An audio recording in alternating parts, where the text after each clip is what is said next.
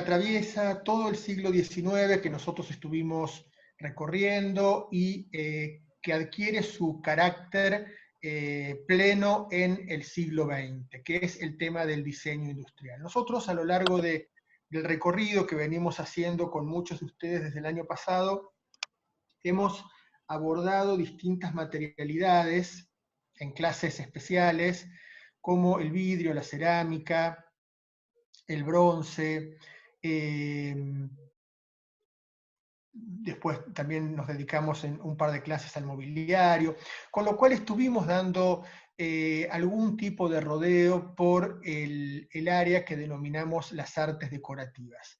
Las artes decorativas y el diseño están sumamente relacionadas porque de algún modo el diseño es un pensamiento sobre el objeto, sobre la vida y las necesidades prácticas de la existencia, que va más allá de las artes decorativas para insertarse de pleno en nuestra vida diaria. Con lo cual, el hecho de que el hombre trabaje distintos materiales es algo que nosotros podemos testimoniar desde la antigüedad.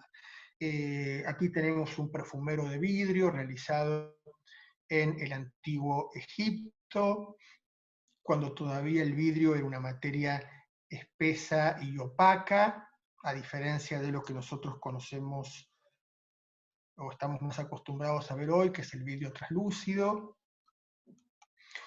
Estas artes requerían, bueno, una enorme cantidad de ensayos, por supuesto, ensayo y error, una gran cantidad de ingenio, y permanentemente consistían en elementos en general con un valor suntuario, con un valor monetario, económico importante, lo cual hacía que se circunscribieran a las clases más altas de la jerarquía social de cada uno de estos lugares. ¿Sí? Acá estamos en Roma.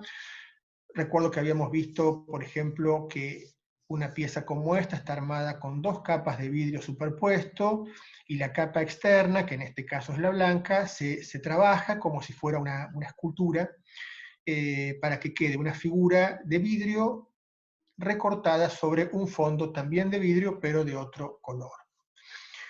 Con lo cual, no solo hay una enorme diligencia en lograr conquistar y manejar estos materiales, sino también en dar forma, en trabajar estéticamente esas formas, hacerlas agradables, bellas, deseables, y también en algunos casos como este, tratar de generar una cantidad de esos objetos y que no se circunscriba a un objeto único. Este es un vidrio moldeado y en ese molde se podían repetir una cantidad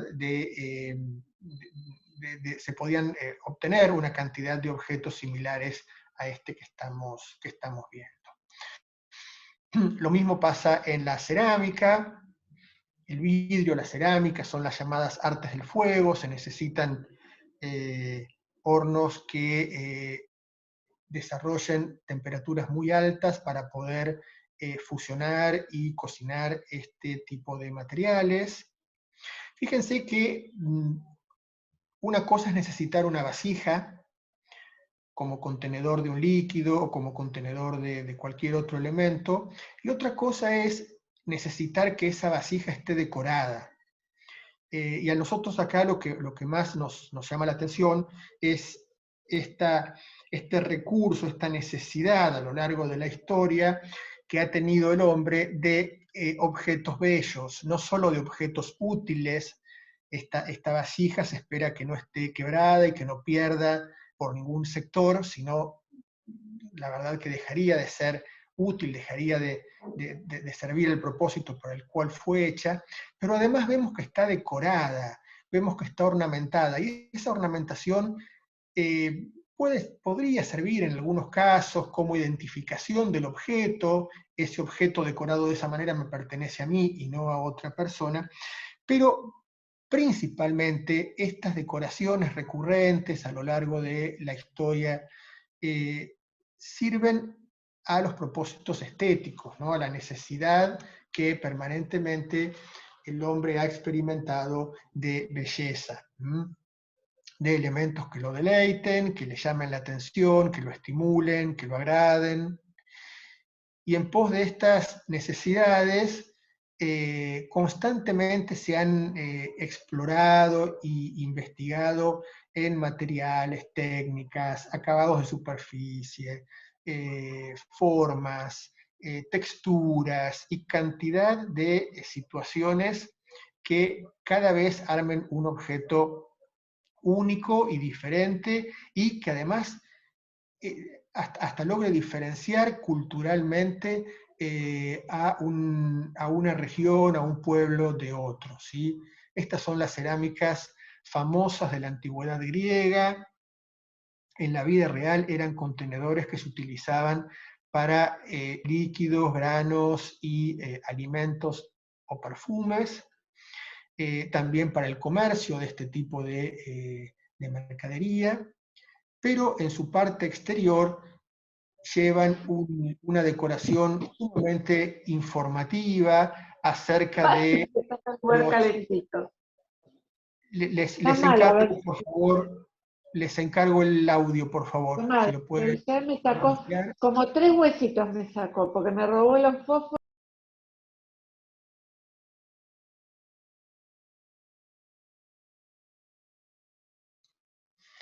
Bien, ahí estamos.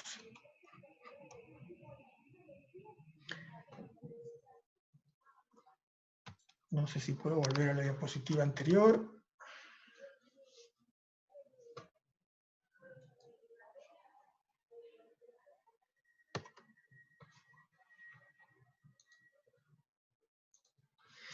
Bien, estábamos viendo esta pieza, que es una pieza que manifiesta justamente las creencias, los mitos de la antigüedad griega, los sistemas decorativos que utilizaban, deudores de sus propias tradiciones, de su entorno de flora, de estilizaciones, las influencias culturales que recibió a lo largo de su historia. Son piezas que están absolutamente cargadas de sentido, de significado. Lo mismo cuando entramos en el terreno de los metales. Este es un vaso ceremonial, por ejemplo, de la antigua Mesopotamia, que nos habla de la capacidad del hombre de simbolizar a partir de la estilización de animales salvajes que se van a asociar con el poder político, con el poder religioso.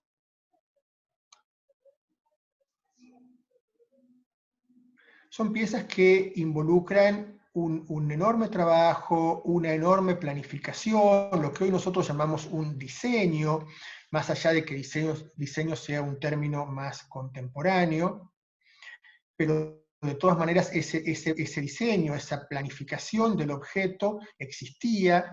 Fíjense en este caso, por ejemplo, que al cuerpo central de la copa, con su decoración repujada, se le van a ir agregando una cantidad de elementos que van a terminar componiendo las asas y también los elementos que van a componer el pie de la taza. Claramente esto nos habla de que todo fue pensado previamente y no solucionado de algún modo posible cuando se llegaba a la instancia de reconocer esa necesidad. O sea, hay un abarcar con el pensamiento previamente a la ejecución del objeto, el objeto mismo. Miren cómo vamos atravesando la historia, ¿no? Estuvimos en la antigüedad, estuvimos en el mundo clásico, ahora estamos en la Edad Media, en donde la iconografía cristiana va a prácticamente anular otro tipo de manifestación en el arte, y las artes decorativas van a estar muy concentradas en elementos cercanos a la divinidad, en elementos sagrados, en elementos para la liturgia, o como en este caso, para guardar una reliquia de algún santo. Se trata de objetos preciosos, preciosos por estar hechos con materiales preciosos, caros, difíciles de tratar, y además por tener una confección, una factura, un enfoque muy particular, muy novedoso, muy diferente.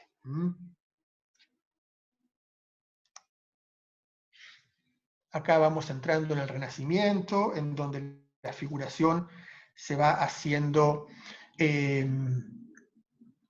más ilusoria, más tratando de imitar la naturaleza, lo mismo que acá, con un cuerpo que se parece cada vez más al cuerpo real, con un volumen que intenta manifestarse a pesar de la bidimensionalidad que lo condena. Y llegamos también en el siglo XVIII a recorrer la historia del mueble, de algún modo, en este momento, y principalmente en Francia, que es la gran potencia del siglo XVIII, y podemos ver justamente la cantidad de trabajo que lleva, o sea, trabajo que excede a una generación, que lleva poder aprender a curvar la madera, poder aprender a ensamblarla, poder prescindir de situaciones de sujeción que estéticamente no sean agradables para que el mueble funcione, para que no se caiga, en este caso, cuando uno se sienta, y hacer un objeto estético, un objeto agradable, que como en este tipo de mobiliario consistía además en una marcación de prestigio. Pero todo este recorrido que hicimos es un recorrido que está ligado a lo que llamamos las artes decorativas, ¿sí? Artes decorativas es una categoría que en el momento en el que se instaura la categoría de las bellas artes en el siglo XVIII, en 1756, también genera una categoría de arte menor, de arte útil, de arte como de segunda importancia para delimitar a estas artes decorativas. Por supuesto que ese tipo de categorizaciones ya no está vigente hoy, ni las bellas artes, ni las artes decorativas, sino que quedan como categorizaciones realizadas en el pasado. Y hoy manejamos una categoría más amplia de artes visuales y una categoría mucho más amplia de diseño. Un diseño que incluye todo este recorrido de las artes decorativas, pero que se proyecta justamente a partir de las nuevas tecnologías, las nuevas herramientas, los nuevos saberes que se han ido conquistando a lo largo del tiempo y que en el siglo XIX hicieron una eclosión muy particular. Así que llegados a este punto,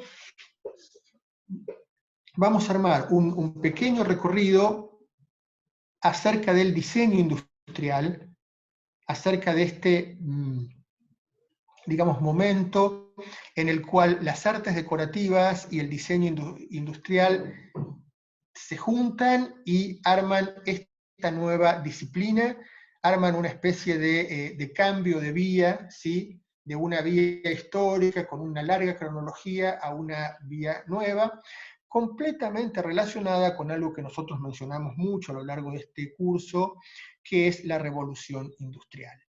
En el siglo XVIII se realiza en las potencias europeas un enorme cambio en los medios de producción. Ese cambio altera por completo la constitución social, la economía de estas potencias, las formas de vida, y este fenómeno es un fenómeno que solamente fue creciendo a lo largo del tiempo, ¿sí? Con lo cual, en el siglo XIX, nosotros hemos recorrido a través de una gran cantidad de movimientos, hace eclosión, y en 1851, concretamente, en Londres se inaugura la primera exposición universal dedicada al diseño industrial. Es una fecha fundacional para esta disciplina del diseño industrial, dada su presentación pública, en donde en este edificio que estamos viendo, que se llamaba el Crystal Palace, el Palacio de Cristal, un edificio construido con materiales tratados industrialmente, especialmente para esta exhibición, se reunió la producción industrial de las naciones del mundo entero. Si nosotros entramos a esa exhibición, encontramos este espacio interior, un espacio interior inmenso, realizado con estructuras de hierro desmontables, enorme dimensión, pueden ver ustedes la escala a partir de la figura humana que hay desparramada por todos lados. Y podemos ver en esta primera feria de diseño cómo los países organizaban sus exhibiciones, sus stands, y le presentaban al mundo entero su capacidad industrial, es decir, su inserción en la modernidad. Miren, esta es la estación del ferrocarril Mitre en Retiro, y es una estructura completamente similar y de la misma procedencia que la que sirvió para armar este Palacio de Cristal en Londres en 1851. Ven que son estructuras modulares. Aquí hay dos, podría haber tres, podría haber más cantidad de acuerdo a la necesidad. Y lo mismo si pensamos en el andén de la estación Constitución. Son estructuras de hierro que se combinan con cerramientos de vidrio.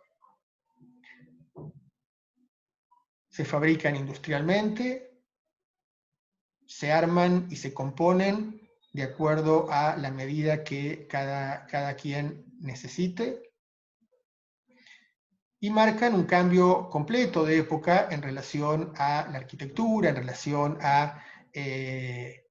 al manejo de los materiales, a la escala de los materiales que se van a utilizar, y también, por supuesto, a las posibilidades y a los recursos que van a permitir. ¿Estamos bien hasta acá? ¿Tenemos alguna pregunta, Lala? Preguntas no tenemos, Alejandro, tenemos algunas. Ahí justo acaba de llegar una pregunta.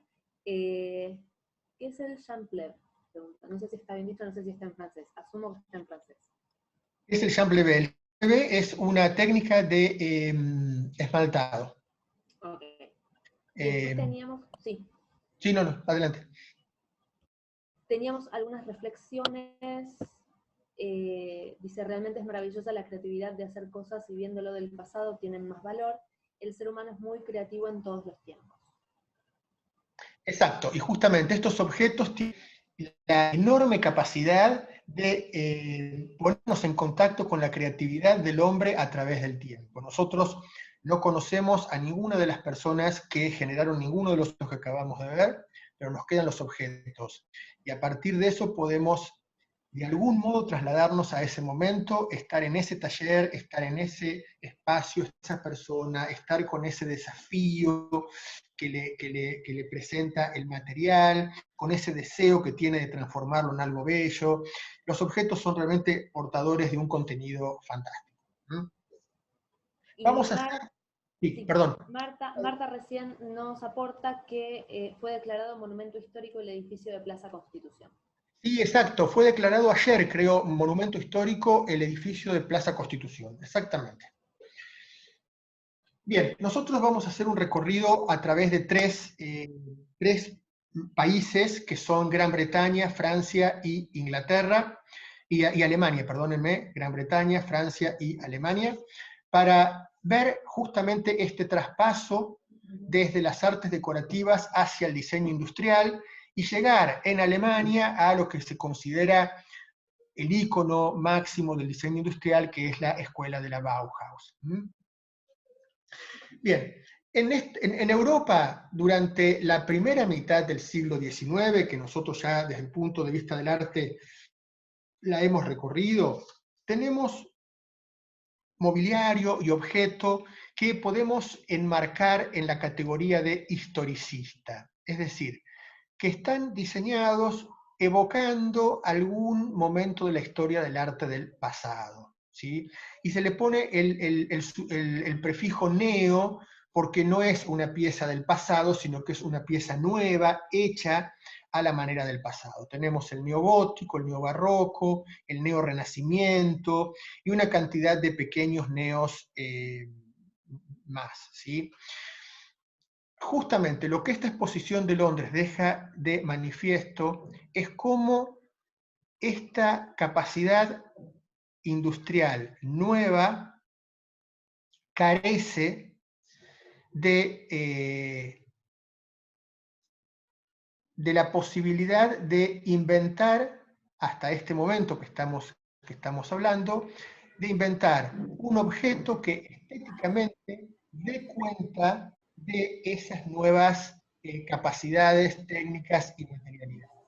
Y en esta exposición lo que más aparece es la recreación, ahora realizada con métodos industriales, de objetos del pasado o objetos que evocan el pasado, lo cual desde un punto de vista es algo muy decadente. Nosotros todo el tiempo nos confrontamos con esta situación y es un problema que para nada está solucionado o está relegado al pasado.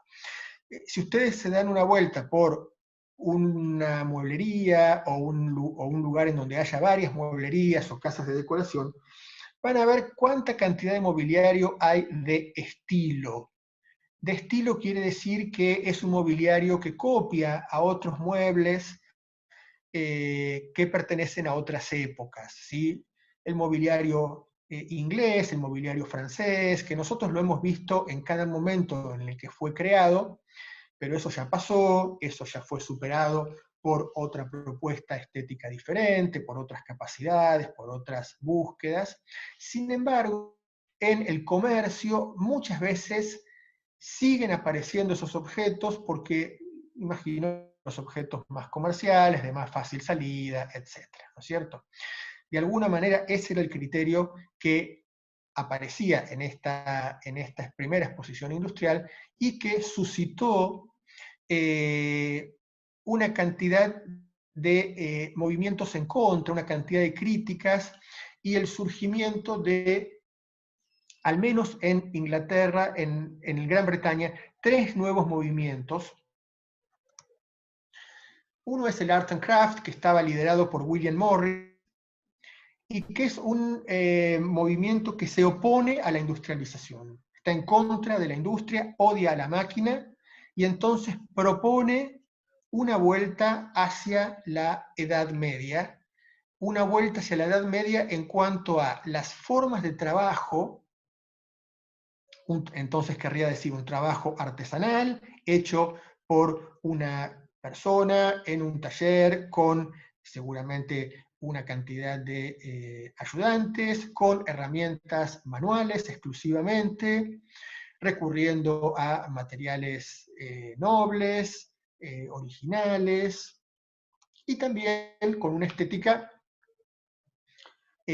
simple, relacionada con el mundo rural, no tanto con la ciudad, con la que la industria va a quedar absolutamente identificada, sino con el mundo rural, que es el mundo que en este momento está sufriendo una enorme despoblación justamente porque la tecnología cambió la forma de trabajo y hay una gran y creciente cantidad de personas que quedan desocupadas, marginadas de este proceso de innovación.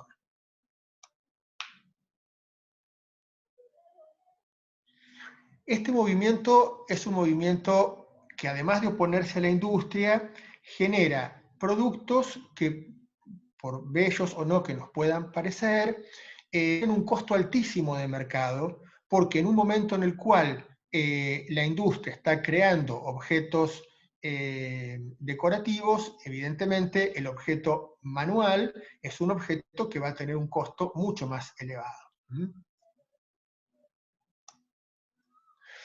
Otro de los movimientos fue el esteticismo, que tampoco estaba interesado en la fabricación industrial, sino más bien todo lo contrario, un movimiento muy centrado en el arte, muy poco interesado en la función como elemento primario de ese objeto útil, sino más bien en el aspecto, en que fuera un objeto estético, un objeto bello. Y como podemos ver en esta imagen, justamente las plumas de pavo real van a ser un elemento recurrente en este diseño, también los girasoles, mucha inspiración oriental, fundamentalmente mucha inspiración japonesa.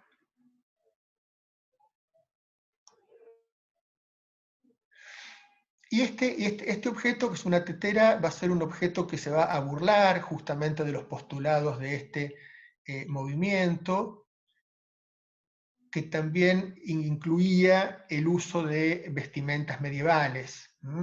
Fíjense este personaje que con ese gesto tan afectado genera el asa de la tetera y por otro lado el pico de la tetera.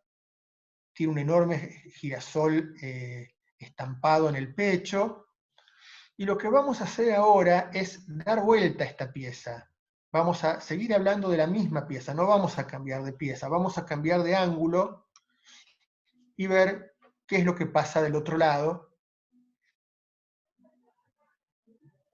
En un juego de posturas, de bromas, de consignas que hablan de las características de un grupo elitista, de un grupo de conocidos, en donde el objeto es consumido todavía como algo mucho más relacionado al lujo, a lo suntuario, y también en ese sentido a lo superfluo. Y a estos dos movimientos se les va a contraponer lo que llamamos Escuela de Glasgow, la Escuela de Glasgow en Escocia, liderada por Mackintosh, justamente propone cambiar las formas de los objetos a partir de las nuevas maquinarias que existen para fabricarlos. Va a ser una escuela muy importante al instalar este postulado en favor de la modernidad, en favor de las nuevas tecnologías, en favor del nuevo uso de los materiales tradicionales. Va a proponer una renovación de las formas. Y como todas las escuelas de renovación o movimientos de renovación que vamos a ver, va a postular un rechazo a la ornamentación. La ornamentación había terminado convirtiéndose en una pesadilla a lo largo del tiempo, y justamente estos objetos industriales de mala calidad reproducían muy mal esas formas, esas ornamentaciones que en otro contexto y con otro tipo de fabricación habían tenido un sentido completamente distinto. Ven que esta escuela va a crear, escuela de Glasgow que todavía existe en Glasgow, se incendió hace un par de años atrás el edificio histórico, pero la escuela sigue funcionando. Va a postular un diseño nuevo, un diseño más despojado, con una iconografía nueva, con una estética nueva.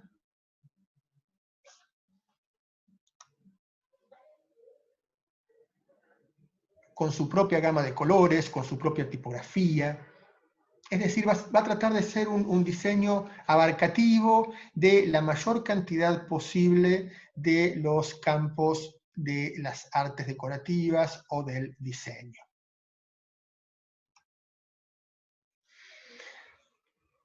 Ahora vamos a ver qué pasaba en Francia. En el siglo XIX pasaba exactamente lo mismo en Francia, en Gran Bretaña y en Alemania. El historicismo era el estilo elegido por las élites, se reproducían estos muebles y estos elementos decorativos evocadores del pasado industrialmente, con una calidad muy variable, en general con una calidad mala.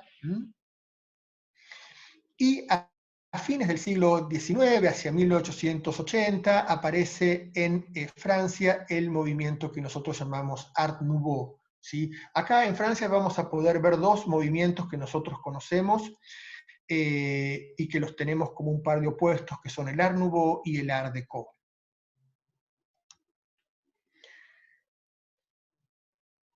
El movimiento Art Nouveau es un movimiento que está inspirado en la flora, va a ser un movimiento que va a propender a la elongación de la figura, a las líneas curvas, a una gran profusión de líneas curvas, maderas por lo general claras,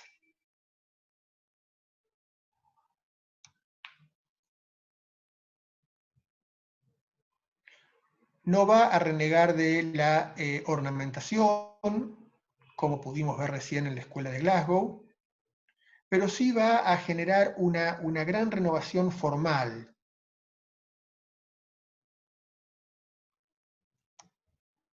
Y también va a tener la característica, fíjense, Émile Gallé es una de las figuras prominentes del movimiento, es un artista muy conocido por la fabricación de vidrios, también en este periodo y en el siguiente. Y el Art Nouveau lo que va a tener de interesante es que va a ser un estilo que va a abarcar a la totalidad de las necesidades de una casa, de una vivienda, del hábitat en general, y va a diseñar todos los elementos que caen bajo esa esfera.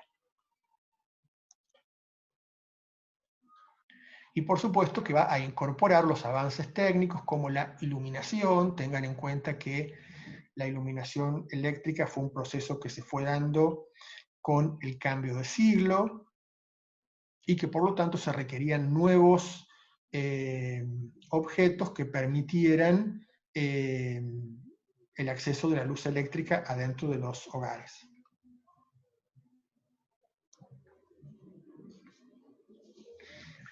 Y un poco reaccionando a este movimiento tan curvo, tan floreal, va a aparecer el Art Deco, no necesariamente como un estilo estrictamente geométrico, pero sí como un estilo más lineal, más depurado,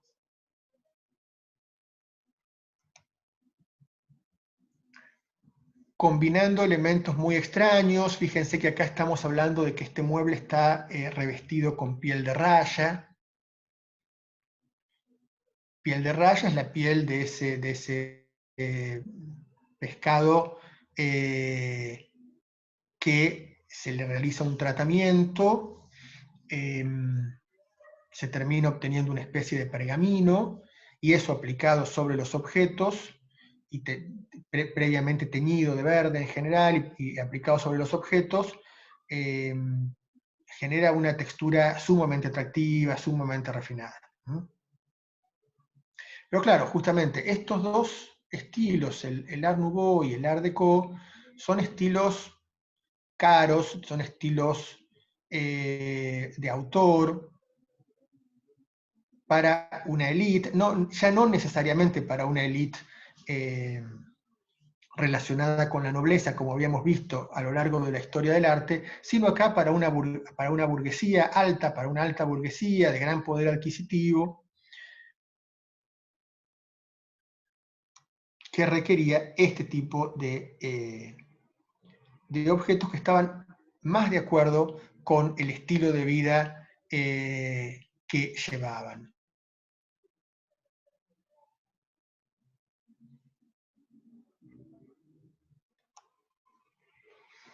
Y así llegamos a Alemania. En Alemania y en Austria había habido un estilo a principios del siglo XIX que se llama Biedermeier, que era un estilo muy depurado, hoy podríamos decir muy moderno, porque no tenía ornamentación, utilizaba maderas claras, a lo sumo la madera clara se decoraba con algún toque de una madera más oscura. Son muebles muy atractivos, muy cálidos, muy sencillos, pero ese estilo enseguida, por supuesto, fue tomado por los historicismos también, ¿sí? Y acá en este territorio de Alemania y Austria vamos a ver el surgimiento de tres movimientos. Vamos a tener la Wiener Werkstätte en Austria, en Viena. Vamos a tener la Deutsche Werbung en Berlín, en Múnich, perdón, en Alemania, y luego vamos a tener el surgimiento de la Bauhaus. La Wiener Werkstätte era una serie de talleres organizados por un grupo de artistas y de industriales. Joseph Hoffmann fue uno de los fundadores del grupo en 1903. Proponían también un diseño absolutamente abarcador de todas las necesidades que pudiera tener una persona en la contemporaneidad. Y se encargaron de la creación y equipamiento de varios edificios públicos, de hospitales, correos y casas, por supuesto, particulares, diseñando muebles icónicos, muebles que hasta el día de hoy se siguen fabricando, porque marcaron muy importante con la tradición y con estos historicismos que no paraban de reiterarse.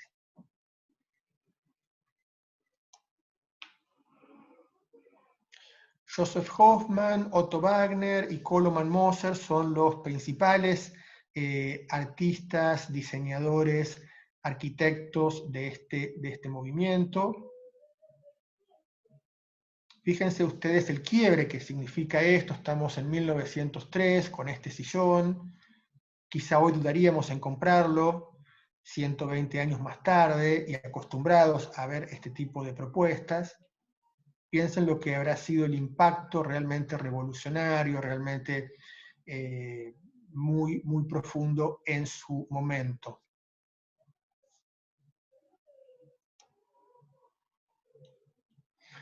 Empiezan a trabajar elementos más materiales, más sencillos, como por ejemplo el zinc, en este caso la chapa de zinc perforada, doblada y pintada, es decir, materiales que están más relacionados con la fabricación industrial. Ven que de estos muebles desaparece la ornamentación aplicada en bronce, desaparecen las marqueterías con diferentes tipos de madera. Es decir, la ornamentación da lugar a la consolidación de una forma y todo el peso del objeto está puesto en una forma que sea útil para la función para la cual el objeto está creado y que a su vez la forma sea bella, que no sea necesario agregarle cosas, adicionarle cosas para que haya belleza en esta. Y lo mismo pasa con la Deutsche Werbung, que aparece en 1907.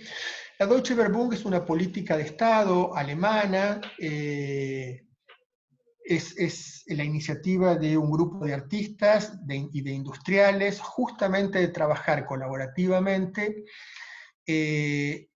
por un lado el tema de las nuevas tecnologías y por otro lado el tema de las artesanías, ¿sí? Es decir, cómo capacitar al artesano en este estas nuevas tecnologías no para que pierda su oficio, sino justamente para que pueda desarrollar su oficio a partir de estas nuevas posibilidades.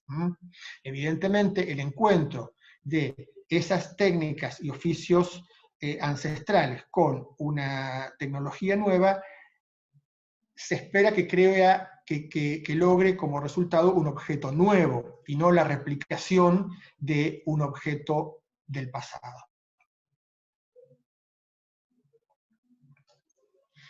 Peter Behrens fue el referente de este movimiento, y acá podemos ver una de sus famosas pavas eléctricas. Imagínense la novedad, ¿no? 1909, una pava eléctrica.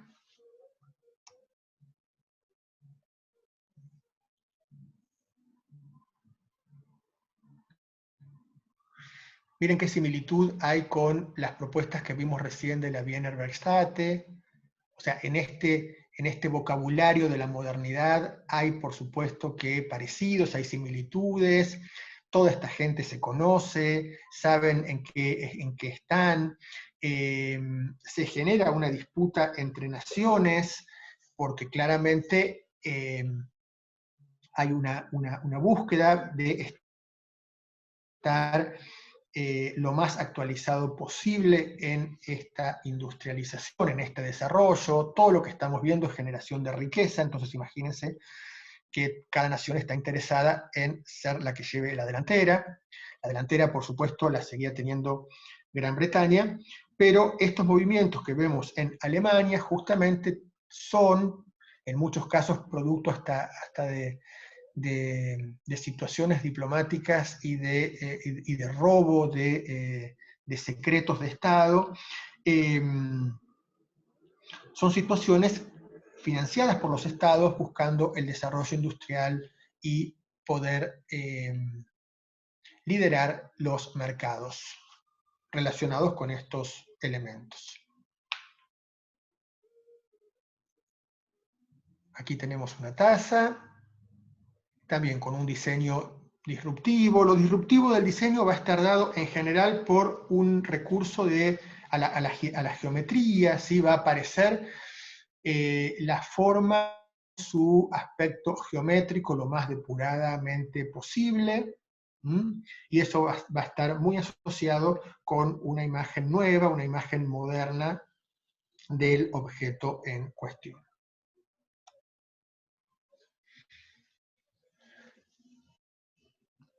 De forma experimental se trabajan en nuevos materiales. Este es el momento en el cual el plástico irrumpe en la cotidianeidad de todos nosotros, ¿sí? El plástico como un gran elemento para los objetos de uso.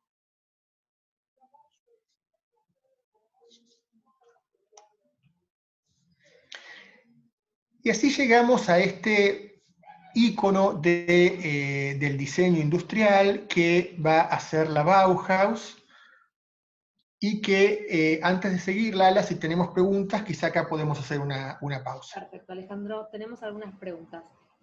Nos preguntaban qué es el vidrio soplado grabado al ácido.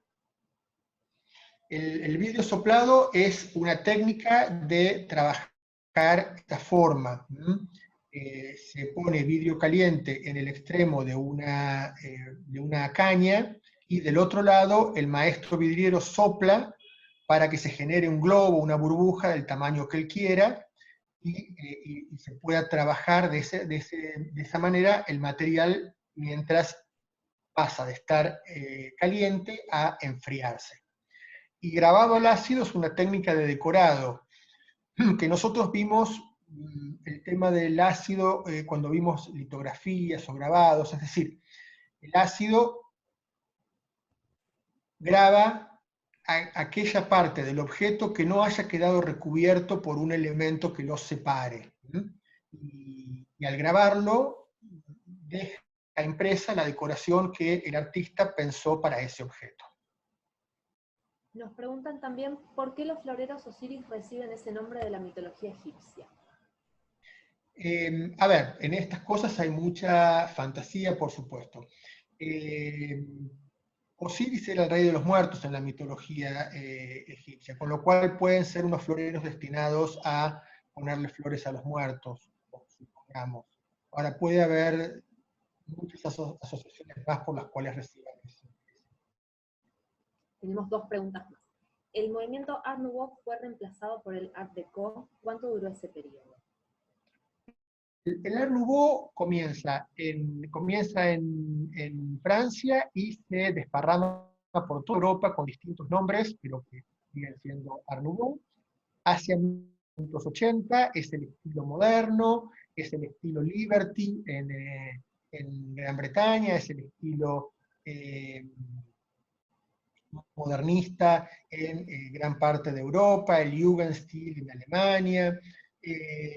Es un estilo que rompe con el pasado a partir de esta propuesta de muebles muy curvos, muy lineales, muy elongados.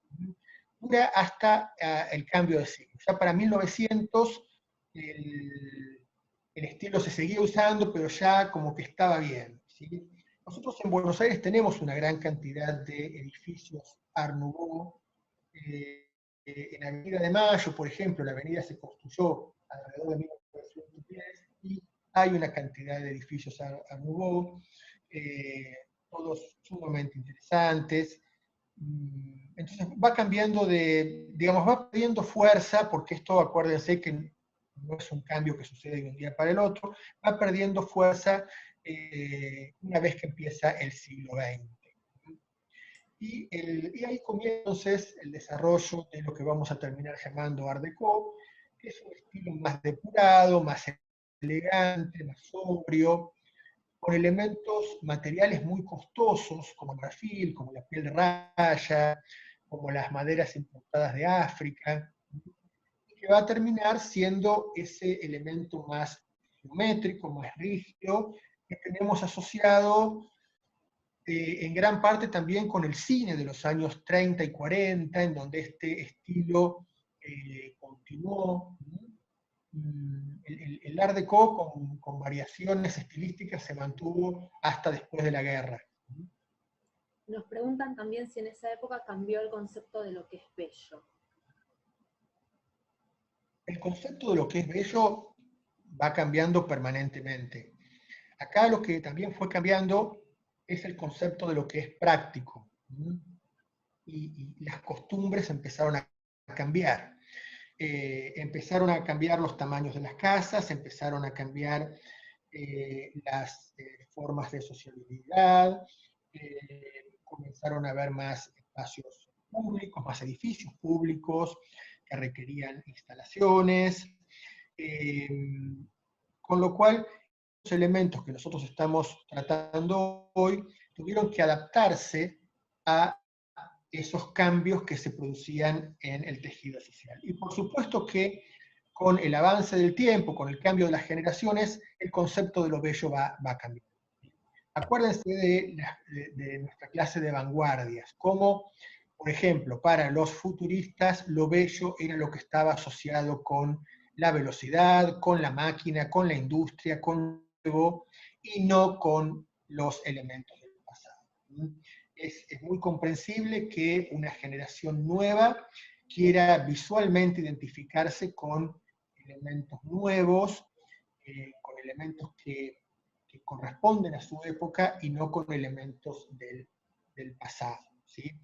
Digo identificarse como identificación más fuerte, identificación primaria, ¿no es cierto? Llegaron más preguntas, así que te sigo pasando. Bueno. Nos preguntaban si Gaudí se inscribe dentro del Art Nouveau, y de paso podemos enganchar en la misma pregunta, si el Art Nouveau tiene alguna variable en Estados Unidos. En Cataluña, Gaudí justamente encara el modernismo, la versión catalana del Art Nouveau, una versión espléndida. Fíjense justamente cómo este movimiento tiene la capacidad de adaptarse y generar una propuesta bien diferenciada en distintos lugares, ¿no? Cataluña, Barcelona puntualmente, y a través de la obra de Gaudí, es una recreación fantástica del Art Nouveau. exactamente. Que también lo podemos llamar modernismo, porque quedaría menos ligado a este Art Nouveau francés y es, en definitiva, un gran movimiento de incorporación de las nuevas tecnologías, de las nuevas materialidades y de adaptación de los objetos a las nuevas costumbres sociales. En Estados Unidos, el Art Nouveau habrá tenido la misma, digamos, sustancia que la tuvo en Buenos Aires, es decir, se han realizado elementos Art Nouveau. Tuvo muchísima más importancia el Art Deco en los Estados Unidos, y nosotros de alguna manera vamos a ver ahora por qué terminó teniendo más importancia. Nos siguen preguntando, ¿el vitró y las lámparas o objetos Tiffany corresponden al Art Nouveau o al Art Deco? Bueno, pueden corresponder a los dos momentos, ¿sí? Porque el hecho de que sea un vitral no lo coloca en un estilo o en otro. Todo depende de qué forma está encarada esa forma o de qué forma está encarada esa imagen.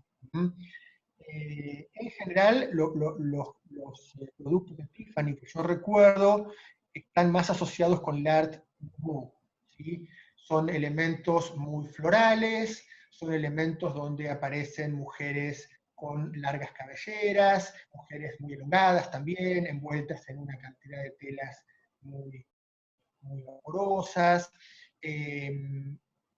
Todas formas que están más ligadas con el Art Nouveau.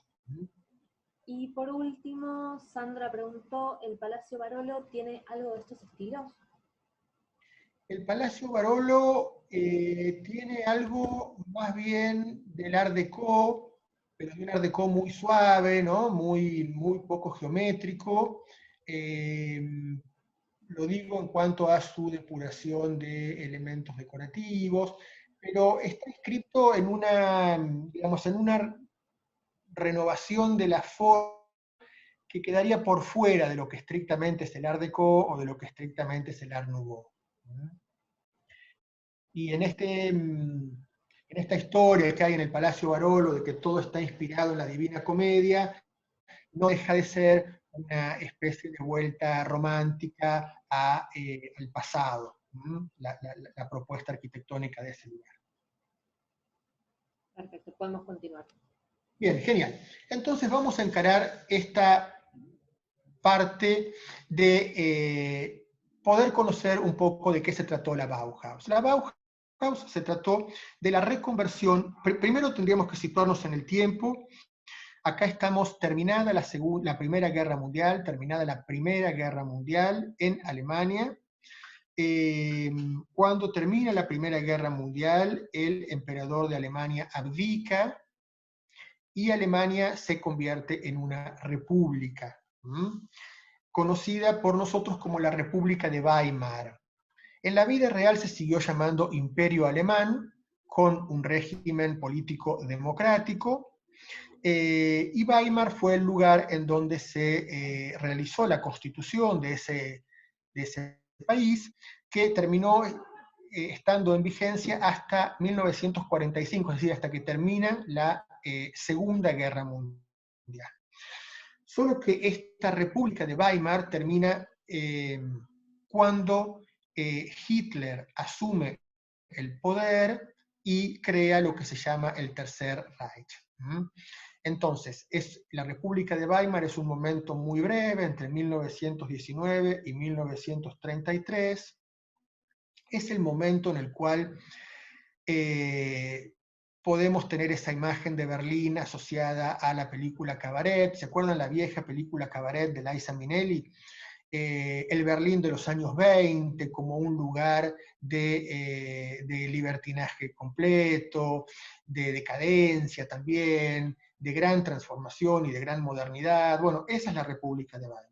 En ese lugar, dos escuelas diferentes, una de arte y una de artes decorativas, se van a fusionar a partir de Walter Gropius y se va a crear la Bauhaus, como una institución nueva, que lo novedoso que va a tener esta institución va a ser su programa educativo, principalmente. La escuela va a tener 3 sedes, la primera de Weimar, la segunda de Dessau o Dessau, que es la imagen bien característica de la Bauhaus, que es la que estamos viendo en este momento en la pantalla, y luego su última sede va a ser la de Berlín, ya en las inminencias del ascenso de Hitler al poder, y lo primero que va a hacer el nacionalsocialismo es cerrar la escuela, porque la escuela tenía una gran orientación hacia lo social, hacia el socialismo.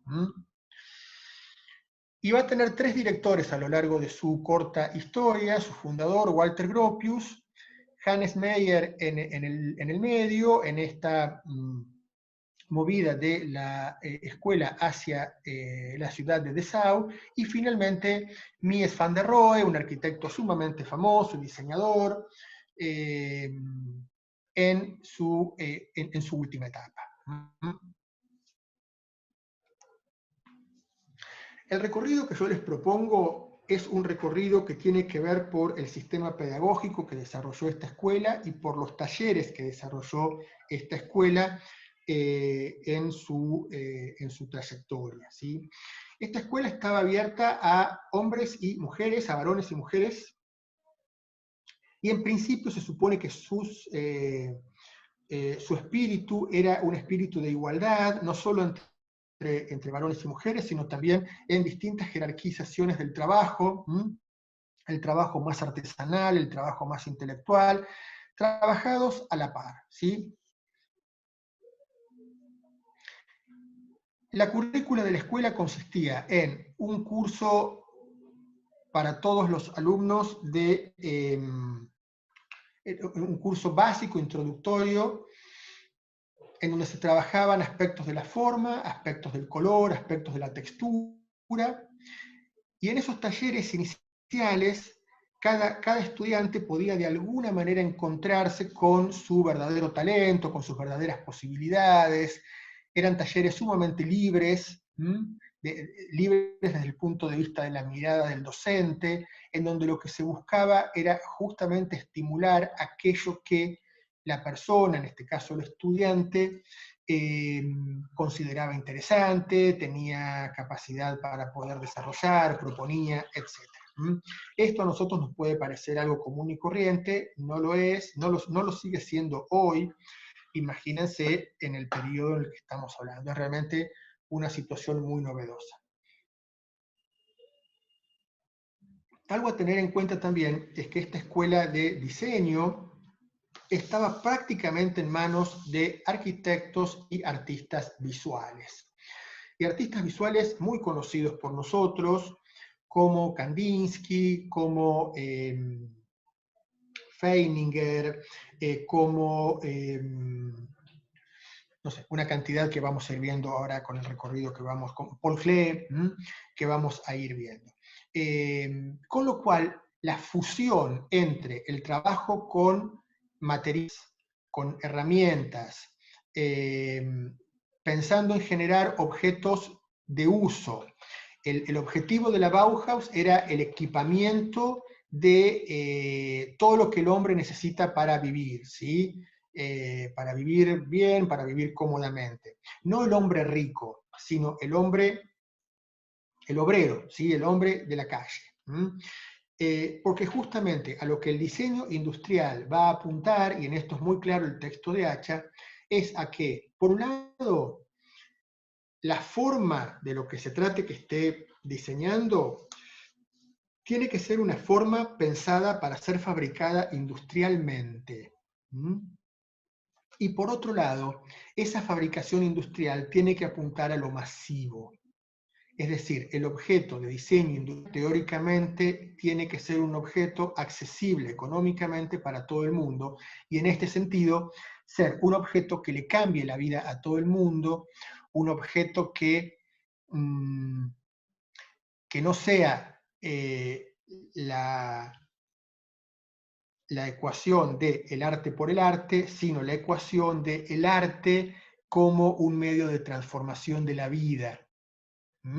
Si mi vida cotidiana está atravesada por el uso de una cantidad de objetos bellos, se supone que va a ser una vida mejor que si está atravesada por una el uso de una cantidad de objetos que no son bellos.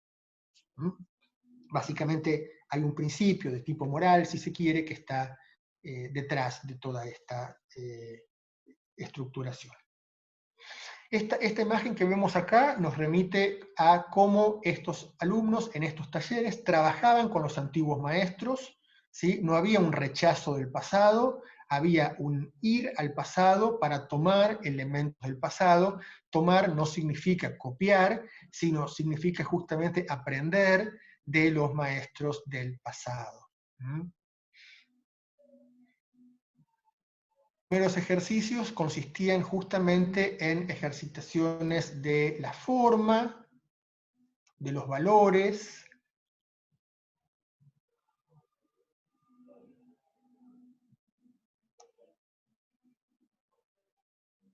¿sí? Son elementos asociativos, libres, que no buscan terminar siendo el prototipo de un objeto, sino justamente ser un momento de creatividad, de asociatividad libre. Acá tenemos un trabajo, por ejemplo. Todos los trabajos que voy a presentar son de personas vinculadas en su momento a la Bauhaus y fueron en su mayoría sacados del Museo de la Universidad de Harvard, que es el que tiene la colección más grande en América de elementos relacionados con la Bauhaus.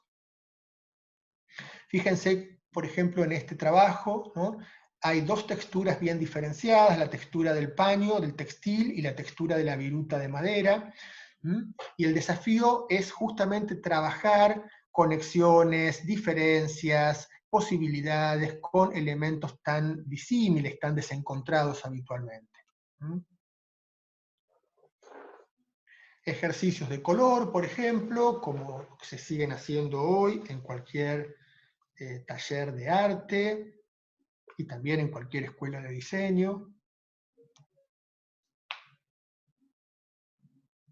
El famoso círculo cromático, que siempre hay que experimentarlo, siempre hay que ir ahí, en el sentido de aprenderlo, aprender esta ordenación. Ya hemos visto nosotros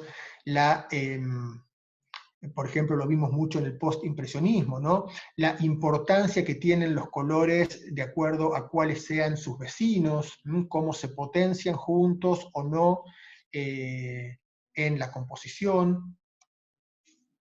Fíjense, este ejercicio focaliza en la tensión que se genera en el dibujo a partir del color.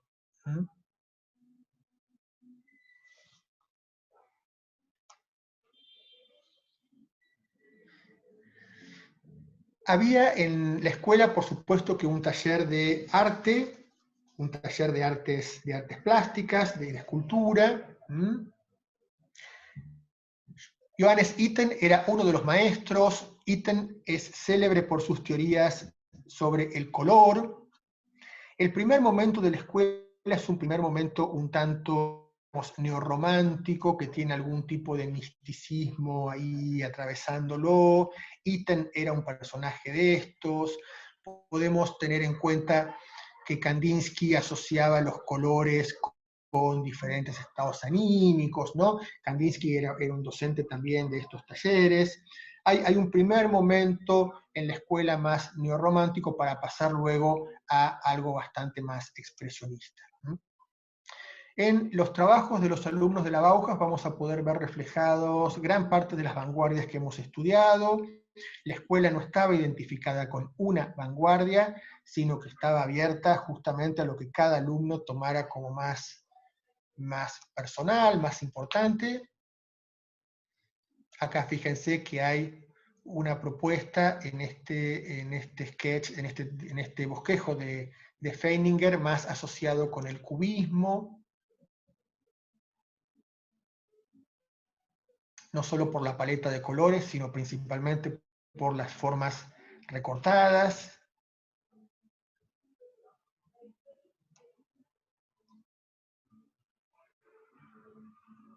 Aquí tenemos un boceto de lo que va a terminar siendo esta pintura.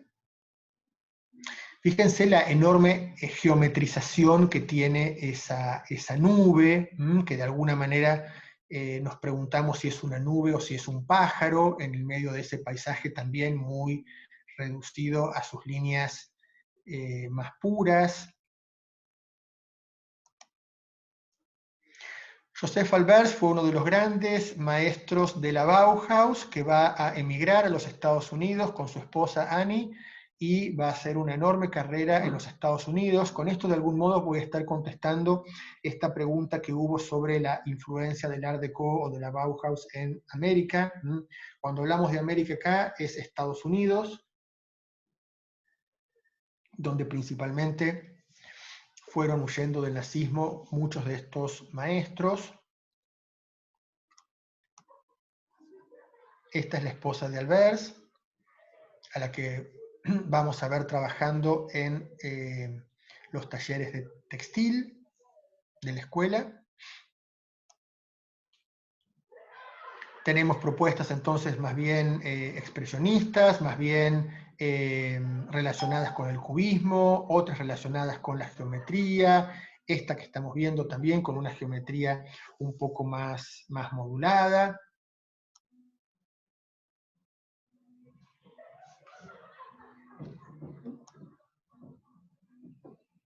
El lenguaje particular de Kandinsky.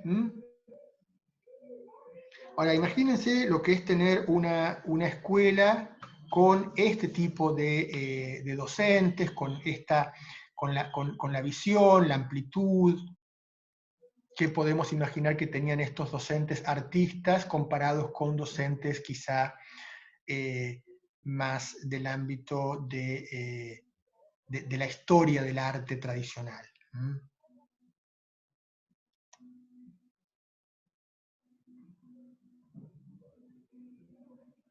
Evidentemente todo contribuía a un clima de mucha libertad creativa,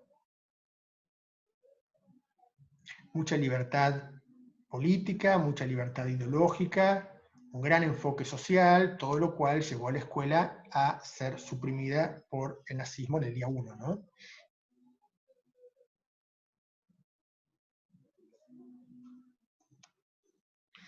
Aquí tenemos objetos, estos objetos salen del taller de metal con otro tipo de elementos también, que trabajan, como ven, las necesidades de la vida contemporánea a partir de una forma encarada geométricamente, rehuyendo la ornamentación, buscando la belleza en el material, en la textura. Son elementos que no han perdido nada de vigencia. Creo que cualquiera de nosotros querríamos tener este tipo de elementos. Estos son unos infusores de té y unos sostenedores, o sea, una escuela ocupada, haciéndose cargo de solucionar problemas, de ese tipo de problemas que se encara de solucionar el diseño, sí que son problemas pequeños, cotidianos, pero que agradecemos enormemente cuando aparece esa herramienta que sirve para hacer tal cosa y que antes no la teníamos y que lo hacíamos improvisadamente. Líneas trabajadas de forma tan pura.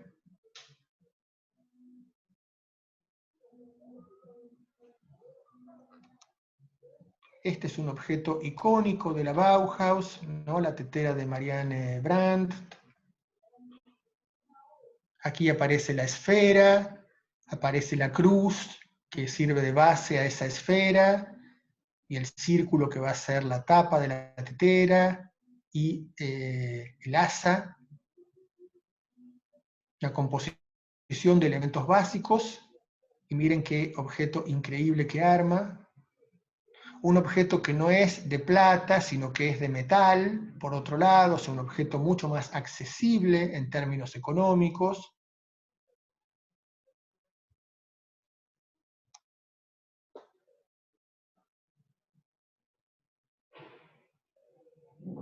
La escuela trabajaba con industrias y buscaba colocar los productos que diseñaba para ser vendidos industrialmente.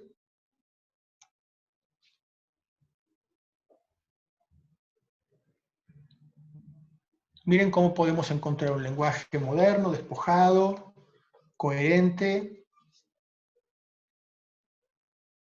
completamente innovador y a su vez clásico en la innovación que genera.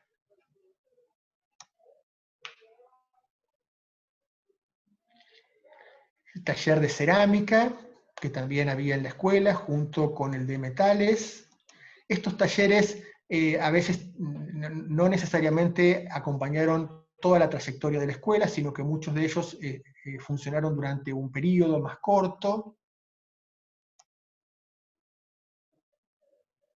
Como todo lugar armado por personas, la escuela también tenía enormes conflictos a su interior y enormes conflictos en relación con las autoridades de cada uno de los lugares en donde estuvo. Gran innovación de la Bauhaus es justamente el trabajo con los tubos de acero, ¿sí? Y la fabricación de muebles a partir de tubos de acero de sección redonda, como este que estamos viendo,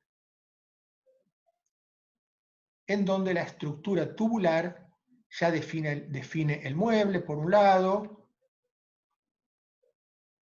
Este tipo de silla en voladizo es completamente novedoso. En lugar de apoyar en 4 patas, tiene un sistema de contrapeso que la hace perfectamente estable. Esta silla ustedes seguramente la han visto y saben que se sigue fabricando hasta el día de hoy, lo mismo que esta. Pensadas, diseñadas por docentes, alumnos de la Bauhaus en este periodo que dura la escuela.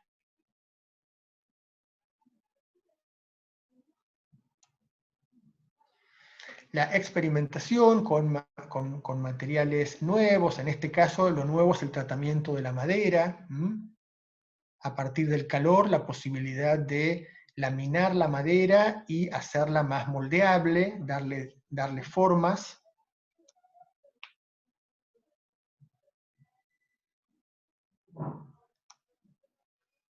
Y la creación de espacios interiores modernos, diríamos nosotros ahora, ¿no es cierto? Despojados, claros, limpios, sin excesos de ornamentación, sin recursos de ornamentaciones del pasado.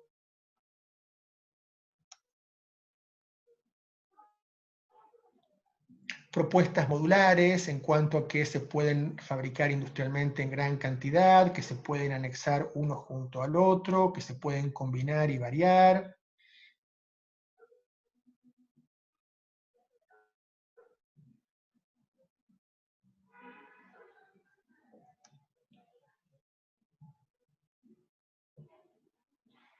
Gran parte de lo que ahora llamamos vintage.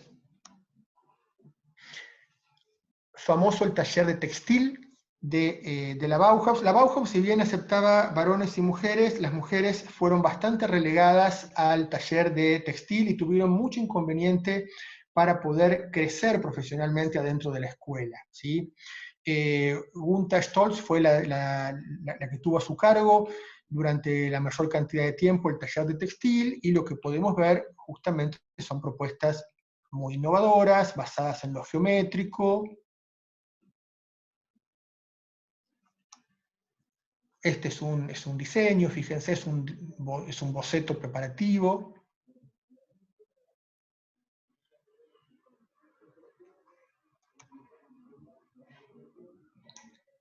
Un instructivo pedagógico acerca de cómo operaba uno de los telares que estaba disponible.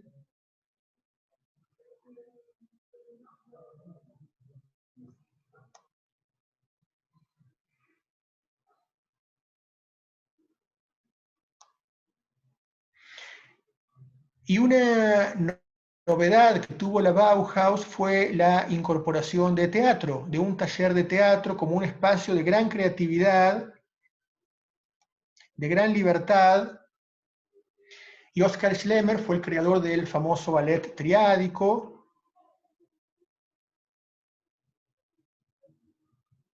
No solo era un espacio de relajación para los alumnos de la universidad, sino justamente un espacio liberador de creatividad, un espacio de comunicación y absolutamente innovador.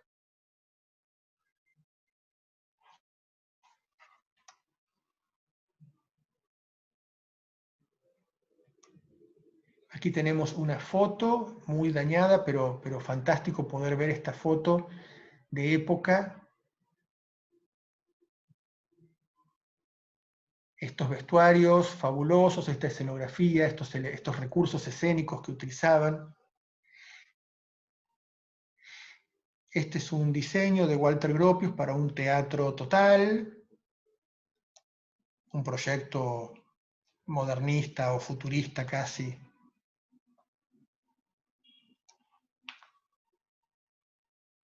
El desarrollo de iluminación escénica.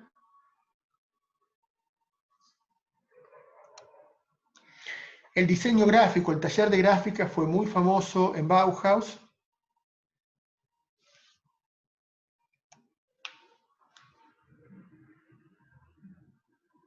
Y nuestra tipografía, nuestra serie de tipografías actuales de las que disponemos, por ejemplo, en una computadora, son muy deudoras de estas iniciativas.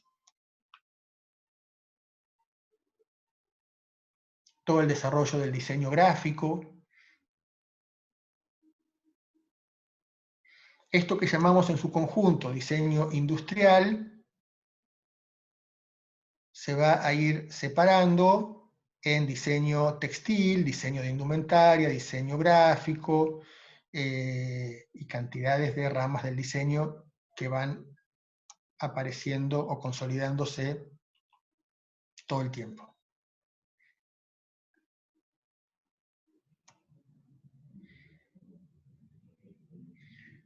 Es una enorme colección de imágenes que habla de un lenguaje nuevo, de un lenguaje renovador, aplicable a todos los aspectos de la vida.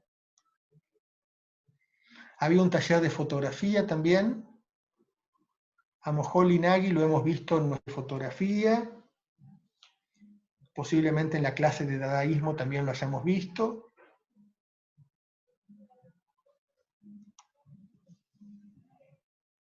Los fotogramas, es decir, estas fotos que se generaban con el propio material fotográfico.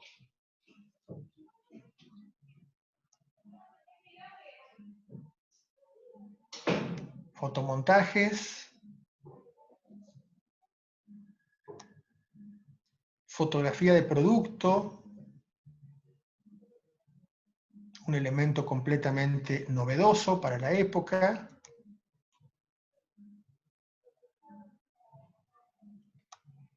Y por supuesto, arquitectura, ¿sí? La escuela terminó fuertemente bajo la dirección de Van der Rohe, siendo una escuela principalmente de arquitectura. Con una propuesta arquitectónica que está fuertemente marcada por ese edificio con el que presentamos este segmento, una arquitectura muy depurada, muy vidriada, con este tipo de propuestas.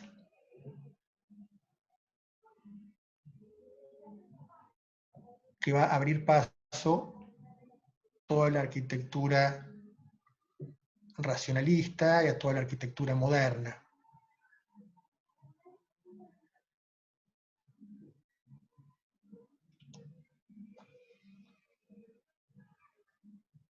Esta es la planta de un diseño de Walter Gropius para una residencia en Berlín.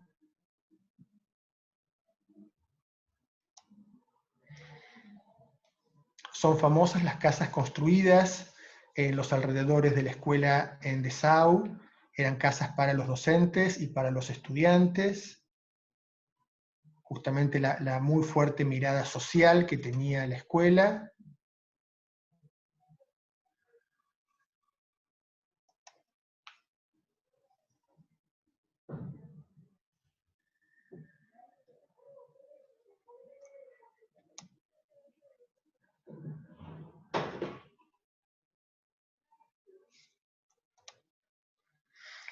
Diseños de interior, en donde están integradas las nuevas tecnologías y las nuevas posibilidades. Este es el diseño para un stand de una feria.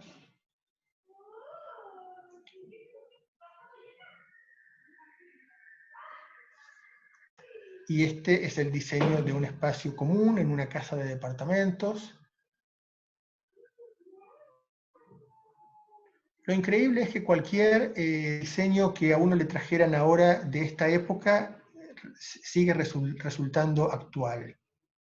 Es increíble el nivel de radicalidad con el cual encararon esta renovación enorme. Y miren qué interesante esto, ¿no? Este es un telegrama que recibe Walter Gropius, y en donde le dice: bienvenido a América, donde la felicidad y el éxito lo esperan. 1937.